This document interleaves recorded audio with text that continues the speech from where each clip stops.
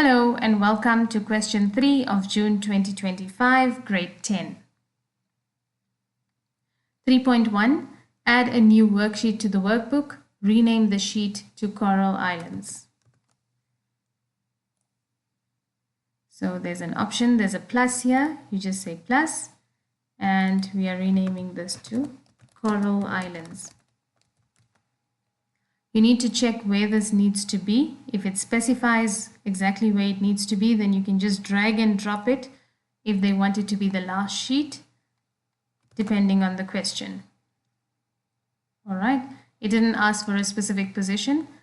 3.2, change the color of the island tab to any blue color. Right click, tab color, and you can select any blue color. And you see it's blue now. 3.3, merge and center the cells A1 to F1. So now we are working, as you can see here, it says work in the islands worksheet. So you make sure that you are in the islands worksheet. From A1 to F1, you need to merge and center. 3.4, change the background fill color of cell A1 to F1 to any one of the dot pattern styles with a gray pattern color.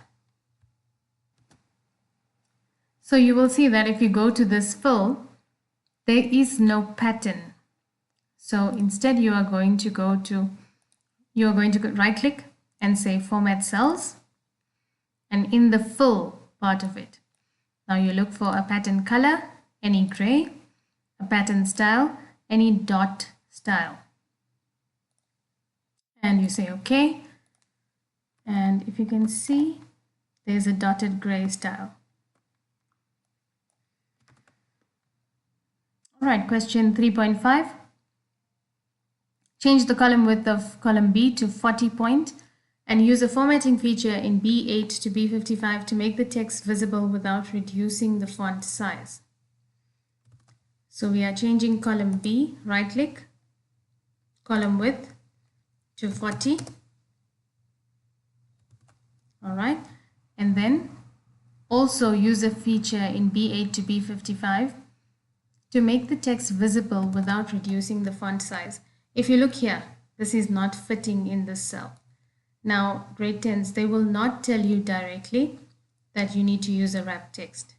But you must know when they say that the text must flow or it should fit in the cell without reducing the size, then you must know it's wrap text, and watch how the text just flows to the next line. 3.6, insert a function in cell C3 to display the average population size of column E.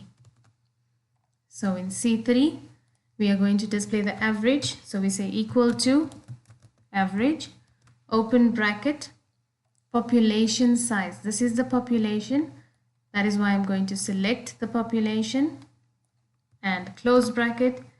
You can even follow your formula here and enter. And there is our average size. Question 3.7, correct the name error. When you see a name error, it means the function was typed in incorrectly. Cell C4 should contain a function that calculates the total population size. This means that we are looking for the sum. And if you look at the function used here, it is incorrect. We are supposed to use sum, and that works. Question 3.8, insert a function in cell C5 to determine the smallest value in the area kilometers squared column. So we are going to use the min function in cell C5 for column D. So we say equal to min. When we use min, this will give us the lowest value. And you select, close bracket, and enter. And there you have the lowest value. Then question 3.9, insert a formula in cell F8 to calculate the population per kilometer squared for each island. Use the area relative values in the area kilometers squared, which is column D. So we are typing this here. We are going to use column D, and we are going to use column E. Format the answer to display no decimal places. Use a spreadsheet feature to copy the formula down in column F. This is for 4 marks. Let us unpack question 3.9.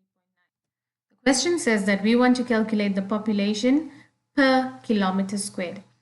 When you see the word per, you should know it is division. So we say equal to population per kilometer squared.